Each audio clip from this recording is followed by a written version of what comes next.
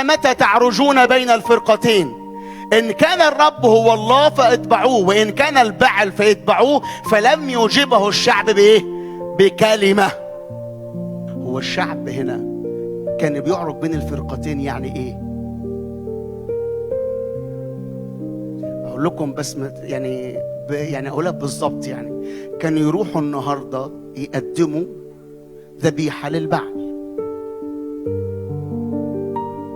ولما يجي أي فكرة عن ربنا يروحوا عادي جدا فيعبدوا البعل ويعبدوا الرب. وفي ناس كده، ممكن أنا مش بتكلم عليكم بس وبتكلم على حد، بس في ناس كده تلاقيها مع الرب قوية وحلوة وتصلي صلاة فردية حلوة جدا، بس ما تعرفهمش برضه في أماكن تانية وفي تنازلات كتيرة جدا. الموبايل ذكي جدا، صح؟ ذكي جدا. هيقول لك انت قعدت عليه قد ايه وقعدت وشفت ايه، لو انت عايز تشوف. فانا بعبد ايه؟ ما انا اللي بعبده انا قلبي بيتعلق بيه. لما تقرا في سفر العدد بيتكلم عن بعل فغور، يقول ان الشعب اتعلق ببعل فغور.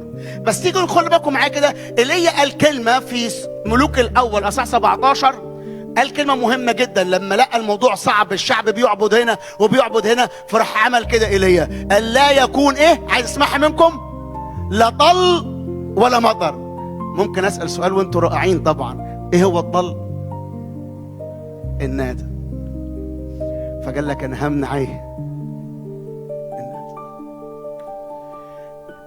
يعني يجي واحد يقول لي يا قسيس بروح الكنيسه بسمع اعلانات قويه قوي، وشوف كده اخويا هرماس وهو بيرفع ايده وبيرنم، تلاقي في حته كده عايز تدخل في الترنيمه كده، عايز تدخل تلمس الرب كده في الترنيمه. بس عايز اقول لك على حاجه، ركز معايا لان الكلام ده مهم جدا.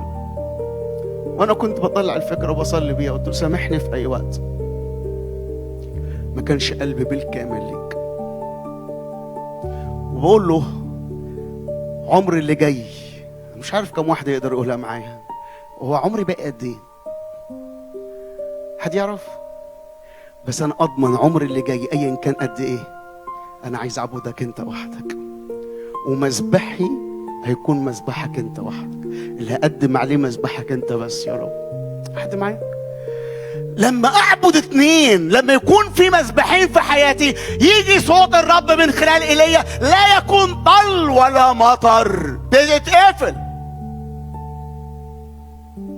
انا اسف هقولها كده، هو هتلاقي يا جاد ايه اللي حاصل في حاله جاد؟ يزحمه جيش وهيكمل يزحمه جيش، ويقول يسمع وعظات في الكنيسه ويسمع وعظات اعلانات ايه؟ ان الرب هيوسع ونسمع كلمات قويه عن مين؟ عن يعبيس، ويا سلام الرب يوسع تخومي. امال ليه انا جاد وتخومي مش متوسعه ليه؟ حبيبي يمكن في مذبحين في حياتك. راؤوبين عمل خطيه، ايوه الرب بيسامح، بس انا لسه قلبي متعلق بالخطيه، فالنتيجه مش هقدر اقول ليحيى راؤوبين ولا يموت. عشان كده انا عايز اقول لك النهارده في اسم الرب يسوع المسيح، ايد الرب علينا النهارده، ونستقبل انا هعبدك انت وحدك يا رب، مش في الكنيسه بس، في بيتي، في خلوتي، في الصبح